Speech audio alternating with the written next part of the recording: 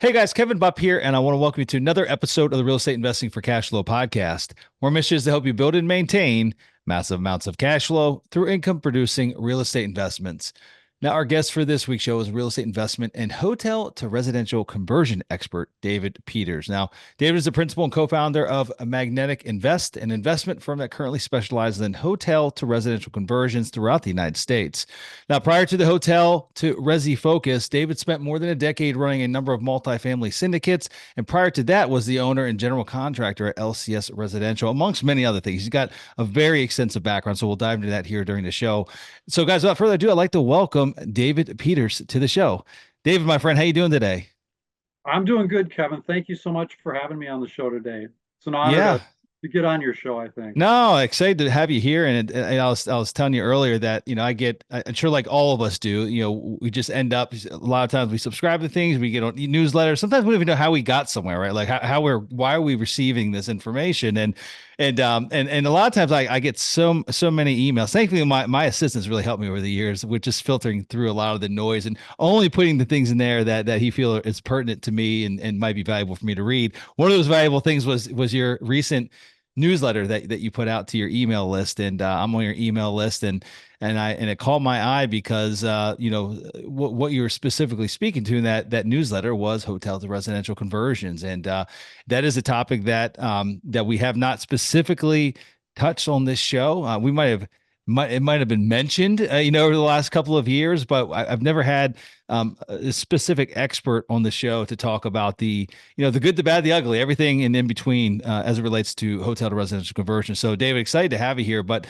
what I think what I'd love to do, David, is let's back it up a little bit, right? Like I know that you've done a litany of other things. You've been in the real estate space for quite some time now. Hotel to residential conversions. In the last couple of years has been your specialty, but prior to that, you've been in multifamily syndications. You've been you're a GC by trade, but also you've got an engineering background as well. I mean, like you've got a fairly extensive background. So let's start there. Let's set the foundation and take a few minutes. Tell our listeners that don't know who you are, don't know what your past is, a little bit more about yourself, and then how you found your way into the real estate world. Absolutely. So back many, many years ago, like the 1980s vintage, getting all the way back there, I did go to school for electrical engineering, actually went all the way through to my PhD level, but didn't complete the thesis. So bad on me there. But at the time, I was working for a contractor called Honeywell, which later became Alliant Tech Systems. And I jokingly say that, I was basically a rocket scientist of sorts. I actually designed guidance and control systems for military weapons. That was kind of where I started, but that was in corporate America, lasted there about 9 years. And then I left there and actually started a small IT business and ran that for about 5 years before I sold that out to my employees. So that kind of takes me up to where I actually started kind of getting into real estate. This was about 2004, and the market was really hot. And I had a friend who I had worked with previously at the Alliant Tech Systems company, and he said, "Hey, it'd be really interesting to like start a GC company." So I said, "Well, I don't know much about building stuff." And he said, "Well, I know everything about building stuff. If you know how to run a business, I know how to build stuff." So we formed a partnership. And basically, our primary target was these smaller properties, 1 to 4 unit properties that all these people were trying to flip back then. So we went in and, got a whole bunch of those customers. But then, 2007 comes, and I'm in Minneapolis, and Minneapolis crashed early. So, all of our customers went bankrupt.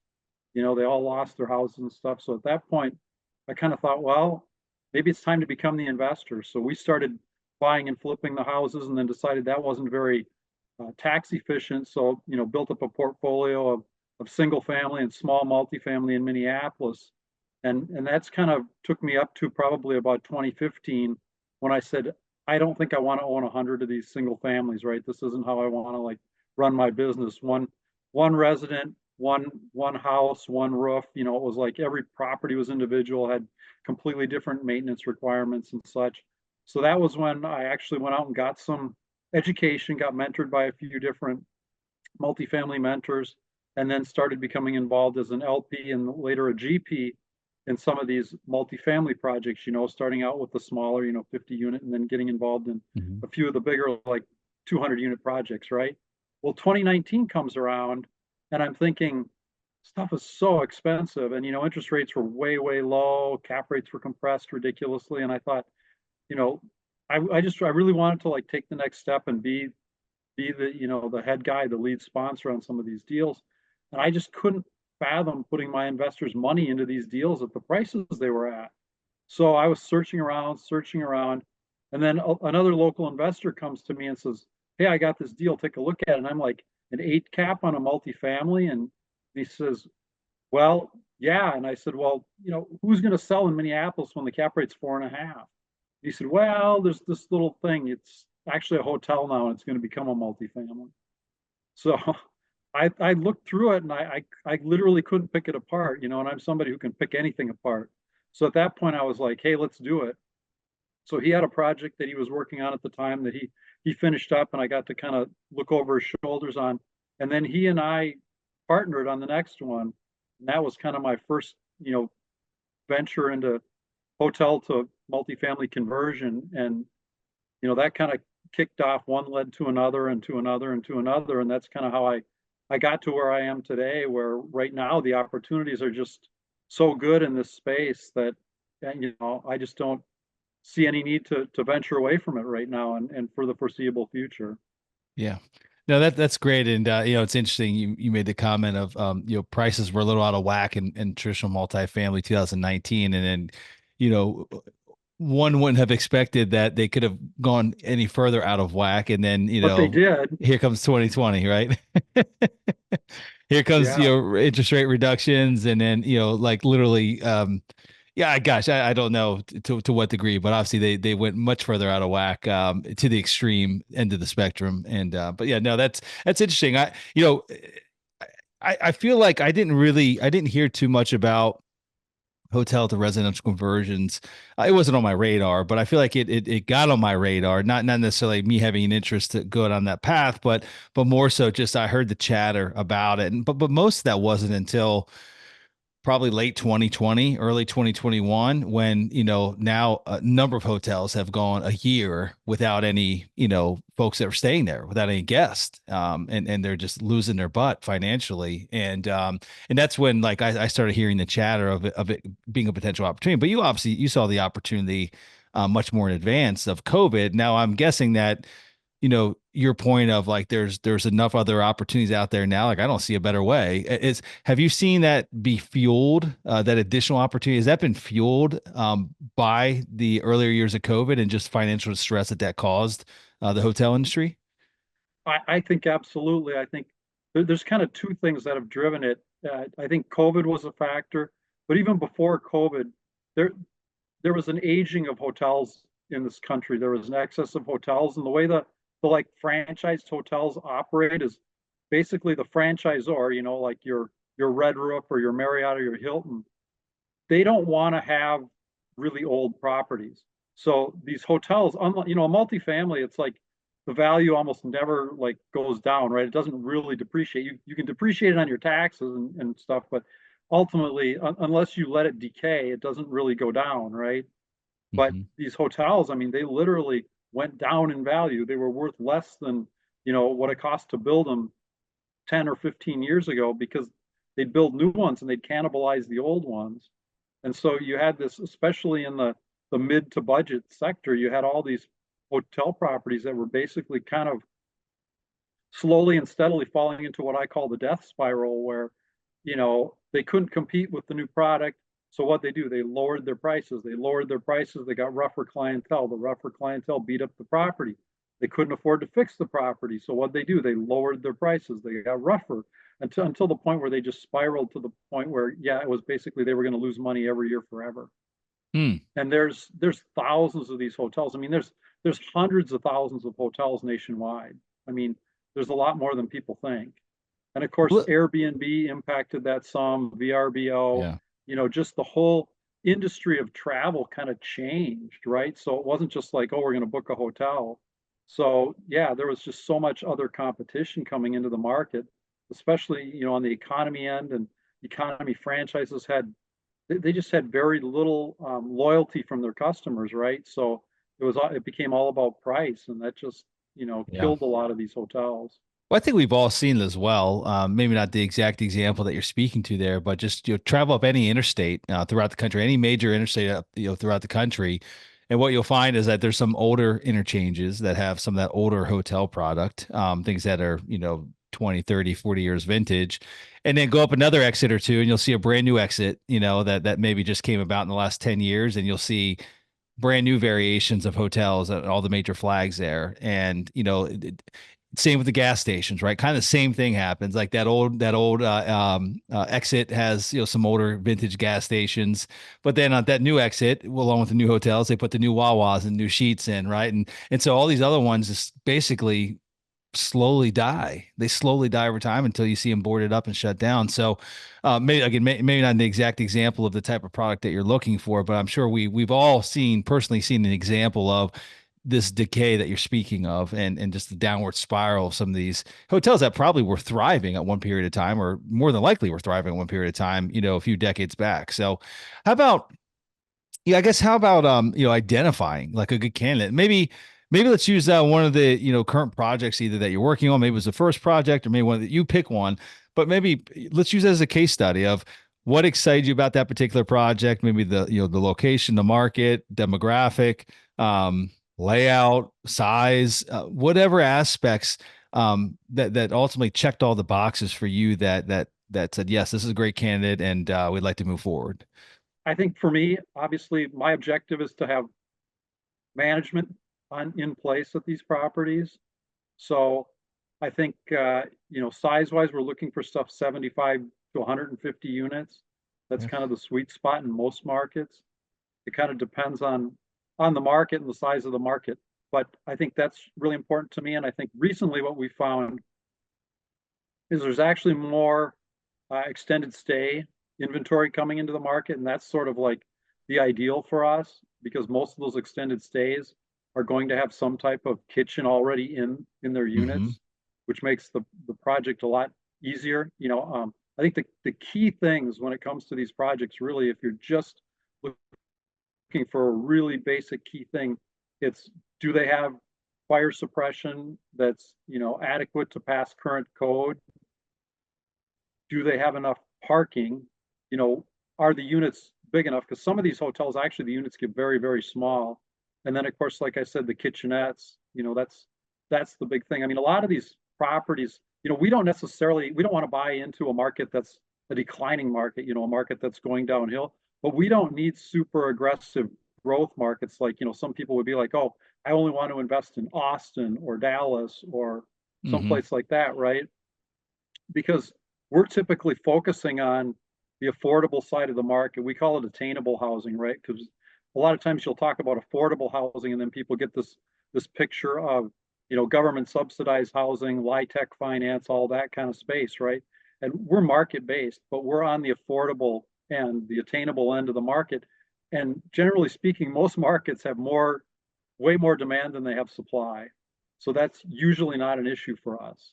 Hmm. Um, it certainly helps if we can get a property that has, a basic amenity set. If it's got maybe a couple of meeting rooms in it that we can convert into a fitness center, if it's got a good space for laundry, and depending upon where you are, like one of our projects, Overland Park in Kansas, is like that's like an A+ area, right? So there we definitely wanted to have a property that had bigger unit sizes and had more available spaces. And we're putting in, we're amenitizing this thing, A+, even though we're going to be at, the C-class price point.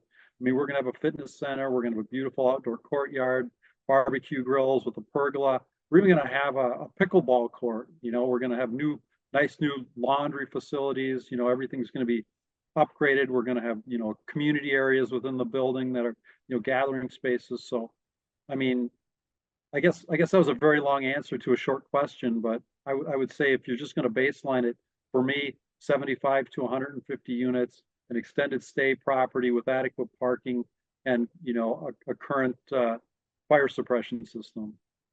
You mentioned you foresee a supply of the extended stays coming to the market here in the in the near future.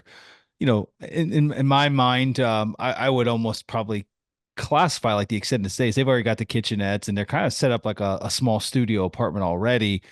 What I mean, I guess just trying to understand the reasoning. I guess I understand, why some of these older hotels might become defunct, but an extended stay, it's already kind of operating somewhat like an apartment already, where folks can stay many, many months at a time. I don't know if there's limitations with the extended stay in the current state, if they still have similar limitations to that of a hotel zoning or not. But I get just curious. I mean, what might be the catalyst that is that's bringing all these additional units to the marketplace?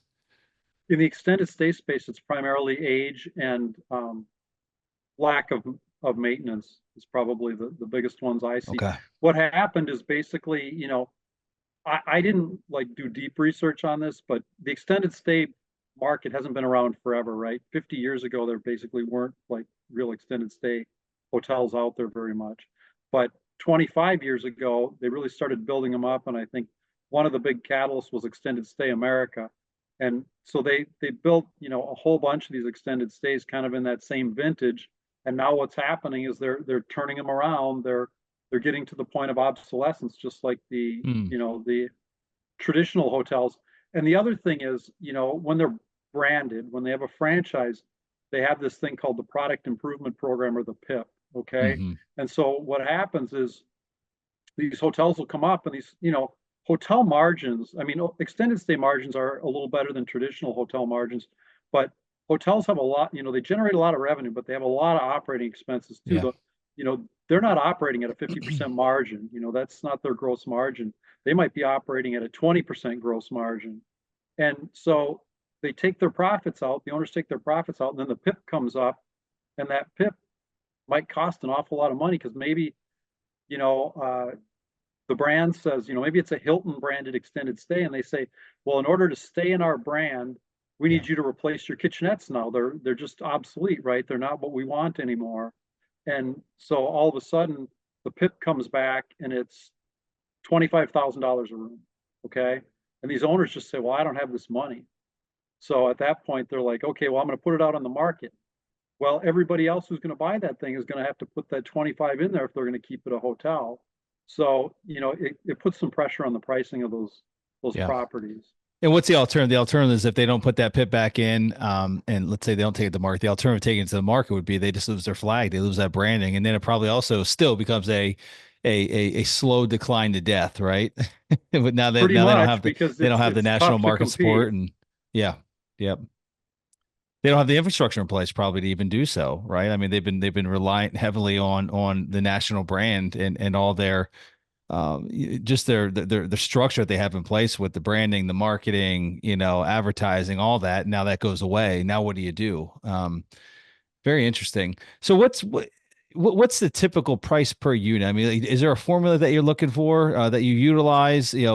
Price per unit that you're looking to get in at a basis, or just help me better understand the business model when you're out there looking at prospects. Like what give me the boxes you're looking to check. And we talked about the basics, but just like price per unit, and then maybe use one of the case that I love that. Like maybe one of the example, like the Overland Park one. You'd mentioned that, and I don't know that part of Kansas, but it sounds like it's a pretty nice part of Kansas. That was La Quinta, correct? As I'm reading on the notes here, It was in that was a it's hundred. basically suburban Kansas City. Okay, 143 unit La Quinta.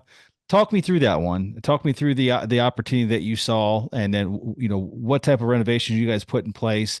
What was your ultimate basis per unit after renovations, and then what are you getting for rents? Sure. Yeah, actually, that one is not complete. It's still under renovation, but Okay, well maybe um, projections. I'll talk it through. Sure.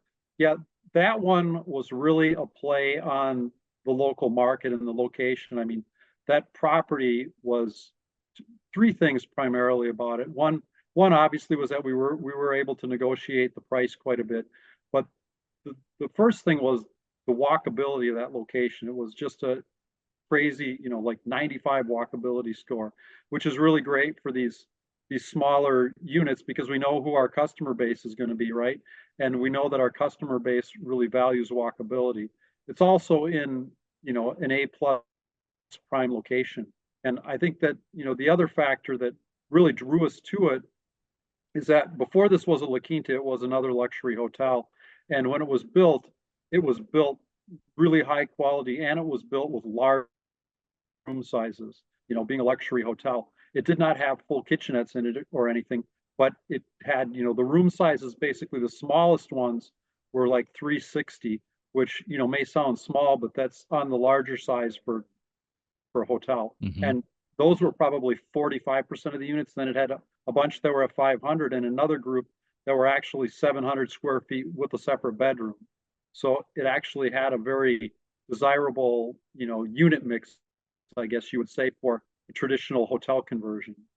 So that really attracted us to that property. The other thing about that property is that Overland Park is actually has a glut of hotels. So the city was uh, very amenable to this conversion. Now they have very high standards, which made the project, not a cheap project to do. But we knew that the city very much was in support of converting this. And of course, that's something that, when you're out shopping, you really do have to vet that. I mean, there is that regulatory, Yep. zoning issue, right? You have to. That's a huge piece of the puzzle and in the due diligence, and you definitely have to. I it becomes a political thing, right? And that's something that maybe you don't deal with very often as a multifamily person is, the political climate, is this something that they want or don't want? And Overland, the city definitely did want it, definitely has been very supportive of the process. So, I mean, How do those you were, quickly gauge that whether or not you'll be able to get support, local support to make that change in zoning without going down that rabbit hole too deep and spending too much money? I mean, is it just a quick phone call just to get a gut check, or is there a better way to approach it? well, I mean, I think the first thing you do is you actually look at what's possible with the zoning, right? So, I mean, zoning is, they have this stuff on websites now and you can search Hmm. it out pretty quickly and you can see, okay, could it be rezoned by right? In other words, is multifamily or some type of housing at that density something that, is within the scope of the current zoning? Hmm. That's the first step, right? And if it is, I think that's a big plus right there, assuming that it's not already zoned as multifamily. I mean, some zoning, especially when you get into like the city areas, the more dense city areas, you may have like a C1 zoning, and that zoning might be so flexible that, it's already essentially zoned by right for this application. And then I think the next thing you do is, yeah, you call down to, make a couple quick phone calls. You call, the local city council rep, maybe the mayor's office, and you call the local, building department, the planning and development department, Hmm. and you just ask them, you say, hey, we're looking at this, this is the address, just really quick off the cuff, what's the temperature on doing something like this, and you can get a pretty good read pretty quickly, especially on the negative side, right?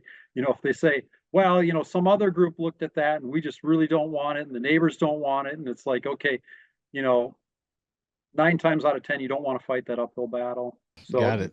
that's the starting point, right? And then obviously I think the next step would be find the best attorney that you can and spend maybe $1,000 to have them look at it really quick.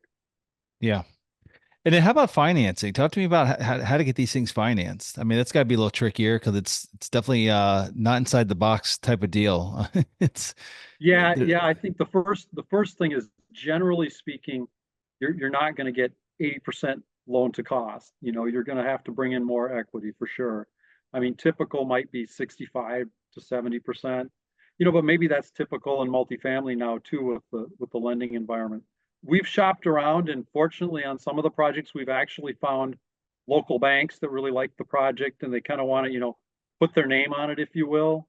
So we found some local banks that would do construction financing for us. The Overland property is in that bucket right now. We're currently using a local bank, actually the bank that had the debt before we bought the property. Now, unfortunately, their capacity isn't high enough to reach our final destination. So hmm, we are going to end up, switching them out for probably a bridge loan here at the end. But, the reality is for us, the shorter we can keep the bridge, the better, right? Because the bridge is the most expensive.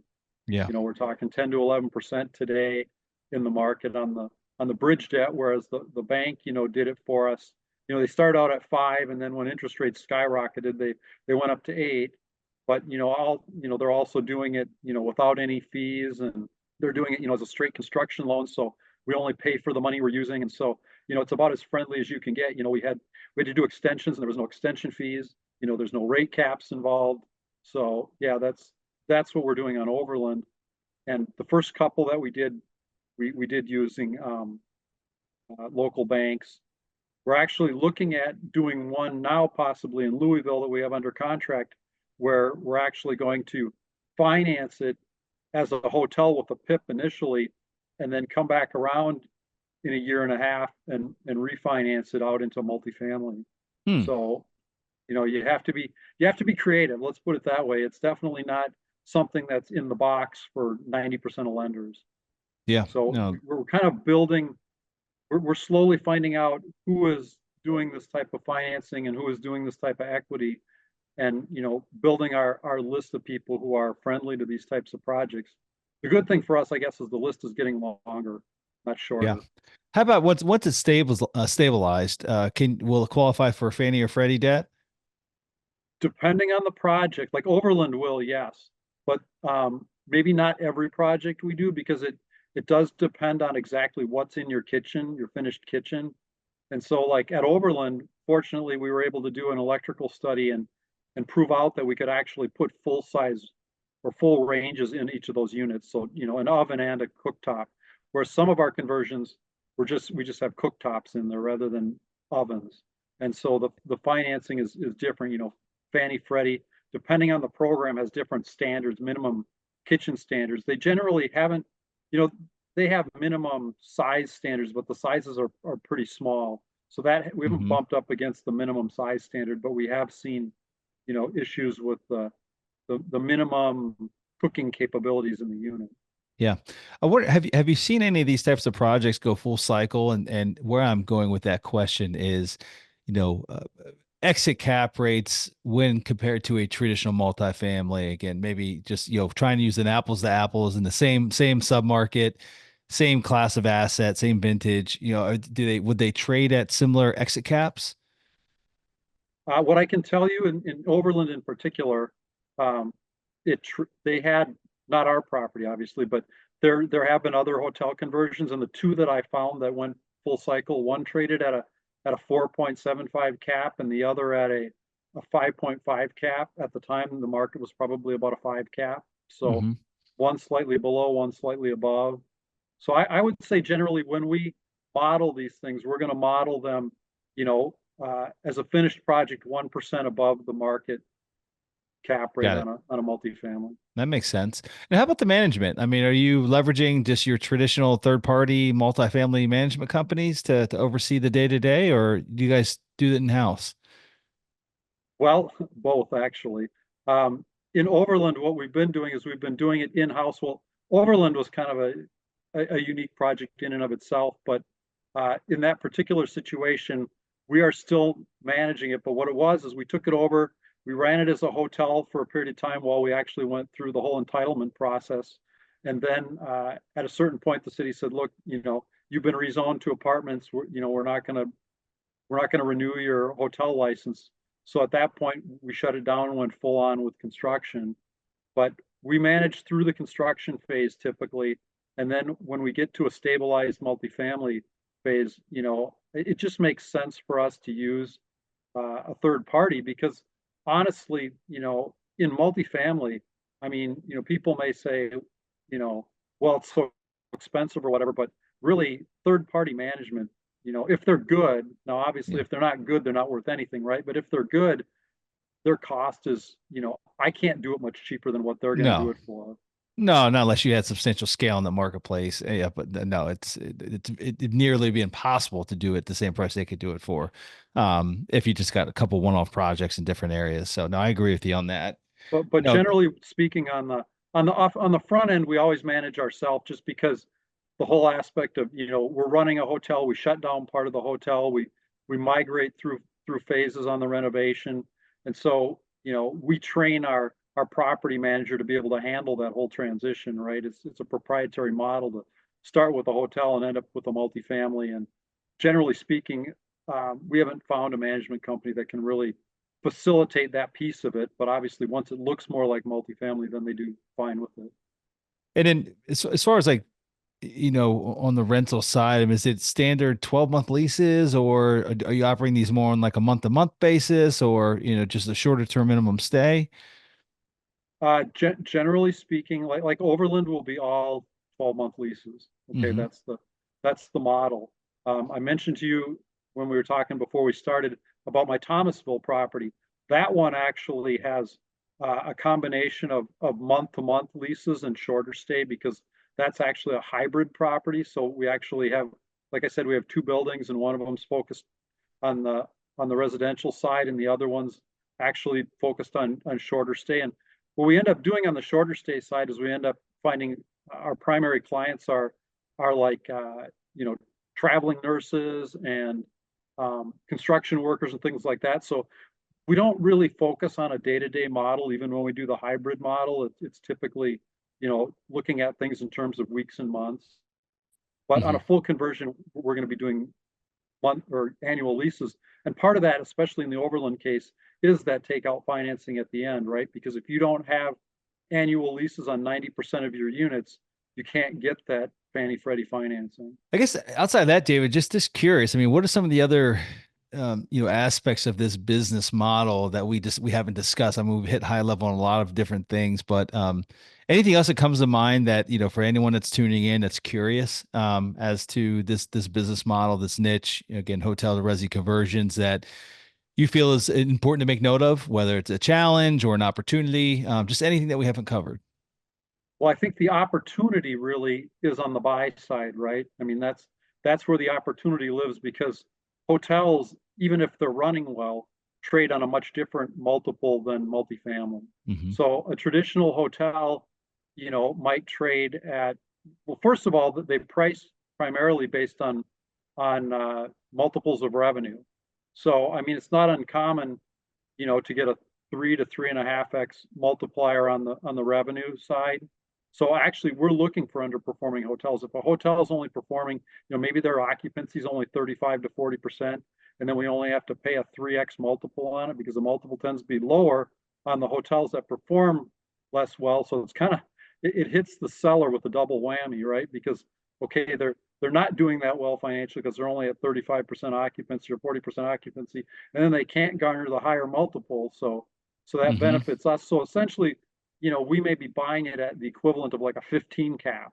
Okay. So that, we have this cap rate arbitrage where we're changing the use of the property. So we gain, valuation just based on that change of use, right? To a higher level of use, a more stable revenue basically is what it is. That's kind of your cap rate is kind of, a measure of the stability of your revenue really, or the Hmm. reliability of your revenue. So, a property that has, very stable 99% occupancy or something like that, and those rents come in every month and it's just, easy to manage, right? It's an A class property or whatever. That's going to garner your lowest cap rate, your highest valuation, right? And the hotels on these economy hotels are kind of on the very far other end of the spectrum. So that's the buy side opportunity. Typically, I tell people, we can target stuff at, I don't know, 30% of replacement cost, right? You're never going to buy a multifamily at 30% of replacement cost unless it's an empty building in a trashed out neighborhood, right? I mean, that's just the reality. So that's really the opportunity. But on the other side of it, the challenge is that, some people, and I think there was some interest from different multifamily people to do one of these projects, like, oh, hey, let's try this, right? Here's an opportunity. We got, the numbers look really good on paper, right? Really, really good on paper. Don't they Like, always? yeah, exactly. So, you know, the thing was, well, how hard could this be, right? But the thing is, doing a hotel conversion is not doing a multifamily value add. I mean, that's just the reality. There's just so many more things that come into play. And one of the biggest ones that we're still trying to like get cities and counties to understand is the parking issue. Because, they'll say, okay, you can convert, but you need to somehow find 22 more parking spaces. And it's like, we're landlocked. We can't, right? I mean, we literally can't. But what you have to get them to understand is that most of these hotels were built, with a 1 to 1.1 ratio on the parking, right? 1 to 1.1 spaces per unit. But you have to get them to understand that our clientele, our target market, the people who are going to live in these attainable units, a lot of them don't have cars. A lot of them Yeah. take public transportation. And even the ones who do, it's very likely to be a single person, right? Probably 80% of our units go to single people. Hmm. So, a single person generally doesn't have two cars, right? And if they do, we probably don't want that second one in our parking lot because it's Right. probably like something that, it's going to end up with the wheels taken off of it or something. So yeah, You we work with cities and counties to try and educate them. you brought up a good point there. I want to hit on public transportation and bus lines, things like that. I mean, how important is that? Is that one of the items? I mean, one of the boxes that have to be checked. Like it's got to be literally walkable to public transportation to a bus line. Is that a requirement? It's generally a strong checkbox, right? If you got your Okay. your list of items you're going to check when you're looking at a property and you're going to vet it like really quick, you try to do your 10-minute front end vet or whatever, right? That is something you want to know. You want to know where's the, public transportation, right? And how walkable is it? Those are two definitely Yeah. key factors. I mean, that's where like, you'll see these like roadside motels, 30 unit roadside motels in small towns or whatever. And do those make good conversions? They probably do, but not for me. It's probably got to be a guy who lives there because, I can't manage a 30 unit property that, is nowhere near a bus line and, it just doesn't have enough like mass to it, right? I can't bring in a manager probably, you Yeah. know, so yeah, there's definitely stuff like that. So and the other thing is, what are the prevailing rents, right? That's a big factor also, right? You know, getting a hotel conversion in Miami or Orlando is going to be much more desirable than getting a hotel conversion in, say, northern Minnesota in a town of 3,000, right? I mean, the Yeah. reality is, the rents are much stronger there, and that's one factor. That's one of the reasons why basically people bring me stuff all the time in St. Louis and Branson, Missouri, and that's just an automatic no because good for the residents, not good for me. The rents are low there unless you're in like an A area, Hmm. Yeah. No. so if the rent, we baseline off of a single, basically a C class, 1 bedroom apartment. Okay, so let's say in the market that's $1,200. Then I can be pretty confident that I'm going to get between 1,000 and 1,200 a unit for my stuff. But Is that if on the is other hand it's 700, you know, yeah. that's troublesome for me. Yep.